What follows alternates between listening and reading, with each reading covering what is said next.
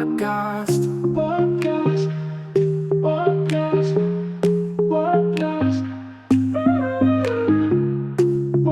All right, so get ready because today we're going deep into Interstellar. Oh, yeah. Interstellar. This movie, it's more than just spaceships and wormholes, though. Right. It's about, like, what even is time? Yeah. You know? It really makes you think about some big questions, that's for sure. And it's all wrapped up in this, like, visually stunning package. Yeah, the visuals are incredible. But let's start with the science. Okay. Because Interstellar, they actually brought in Kip Thorne to consult on the film. Oh, wow. He's like a seriously big deal in physics, black holes, all that. So it's not just like Hollywood science then. No, not at all. They actually try to get it right. Exactly. They ground all those crazy visuals in real science. That's impressive. Like Gargantua, the black hole. Oh, yeah. The way they depicted it, it's just mind-blowing. And to know that it's based on real physics, it's just, wow. It makes you realize just how much we don't know about the universe. Exactly. And then there's their whole thing with time dilation. Oh, yeah, the water planet scene. 1 hour for them equals 7 years back on Earth. I mean, come on. That's heavy. It's like, what? Even IS time. It's all relative, right? Totally. It's not just a constant. It's affected by gravity and all sorts of things. Mind-blowing, right? Yeah. And it really emphasizes the sacrifice these astronauts are making. Yeah. Every moment they spend out there, years are passing for their families back home. It's heartbreaking, but it also makes you think about the power of human connection, even across these vast distances. And that's really at the heart of the film, that father-daughter relationship between Cooper and Murph. Oh man, their story gets me every time. It's so emotional. They're separated by, like, light years, but their bond is so strong. And it's that bond that drives the whole story. It makes you wonder, is love like a force that can actually manipulate physics? I mean, they kind of go there in the film. Well, love doesn't exactly have a formula in physics. Right. But, you know, the film uses love as this metaphor for, how do I put it? The profound impact our connections with others can have on our actions, I see what you're saying. even across unimaginable distances. It's like Cooper's love for Murph is what pushes him to do these incredible things. To make these sacrifices. Yeah, to risk everything to Yeah. save humanity. It's powerful stuff. And speaking of powerful, the visuals in this film, oh my goodness. Oh, tell me about it.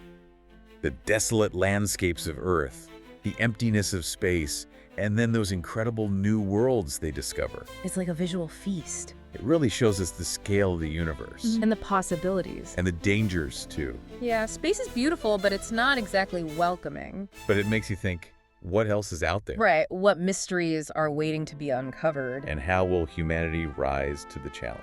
That's the big It's question. both exciting and a little terrifying, isn't it? It is, it really is. It really makes you wonder. And then you've got Hans Zimmer's score. Like, it's not just background music. Oh, yeah. It's a whole other character in the film. It really adds to the experience. Those big sweeping themes, like, it just pulls you right into the story. Zimmer's so good at that, conveying emotion through music. It's like he's scoring the emotions of space travel itself. Exactly. The awe, the wonder, the fear, it's all there in the music. But, you know, beyond the science and the spectacle, Interstellar also raises some really important questions about our own future. Oh, absolutely. It makes you think about what happens if Earth becomes uninhabitable. Like, what choices will we face? What sacrifices might we have to make? It's like a warning, almost, about climate change and the need for sustainable solutions. It definitely makes you appreciate the fragility of our planet. And it's not just about finding a new planet, it's about the decisions we make along the way. Right, like when Cooper has to choose which planet to explore. And knowing that time is running out back on Earth. It's a huge dilemma. How do you weigh the needs of the many against the needs of the few? And are there ever situations where the ends justify the means? These are tough questions, but they're questions we need to be asking ourselves. It's like Interstellar is this thought experiment disguised as a blockbuster movie. I love that. A thought experiment. It challenges us to think about our values, our place in the universe. And of course, we can't talk about Interstellar without talking about the ending. Ah, yes, the ending, so much debate. What did you think of it? Well, it's definitely ambiguous, leaves you with more questions than answers. And that's what good science fiction should do, right? Make you think. Exactly, doesn't tie everything up in a neat little bow. It leaves you wondering what happens next. It suggests that there might be forces at work that we don't fully understand. Like connections across space and time. Like the connection between Cooper and Murph. It's a reminder that there's still so much mystery out there, so much we don't know. It's humbling, isn't it? It is, but it's also exciting. It means there's still so much to discover. And that's what makes Interstellar such a compelling film. It sparks our imagination. It makes us want to explore, to push the boundaries of what we know. To keep searching for answers, even if those answers are elusive. And maybe, just maybe, we'll find something truly amazing along the way. Makes you wonder what else we might find out there. It really does make you feel small, you know? Definitely. So where does this all leave us? What do you think are some of the big takeaways from Interstellar? Well, I think it really just makes you appreciate the vastness of the universe For sure. and how much we still don't know. It's like we're just starting to scratch the surface. Exactly, and I think that's a good thing. Yeah, why? Because it means there's still so much out there to discover. That's true. It's like that saying, the only true wisdom is in knowing you know nothing.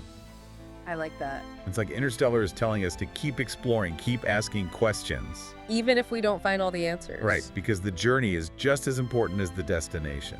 Absolutely. And sometimes the most important discoveries are the ones that change the way we see things. That make us question our assumptions. And, you know, maybe, just maybe, there are forces out there that we can't even comprehend. Like the connection between Cooper and Murph. Exactly, like maybe love really is this powerful force that transcends time and space. It's a beautiful thought, isn't it? It really is. That even when we're separated by vast distances, something as powerful as love can endure. It gives you hope. It does. Well, I don't know about you, but I'm ready to watch Interstellar again. Me too. I feel like I'll notice new things every time. It's one of those films that stays with you. And it always leaves you with more questions. And that's the mark of a great film. It keeps the conversation going. So, to all our listeners out there, if you haven't seen Interstellar, go watch it. Yes, definitely. And if you have seen it, watch it again. You won't regret it.